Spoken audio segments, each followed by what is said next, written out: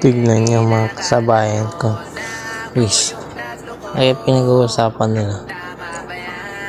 Good vibes lang yan. Dapat pag traffic. Tignan niyo naman. Di ba? Ayan ang good vibes lang. Relax lang oh. Ano kaya? Nag-uusapan dalawang idea na to. O diba? Ganyan pag traffic. Relax. Good vibes oh. Yung sayang tignan nila. Parang ano, kahit sobrang traffic na makuha mo pa rin magganyan di ba? Ganyan dapat mga tularan, hindi yung mga mainitin na ulo dyan. Good vibes.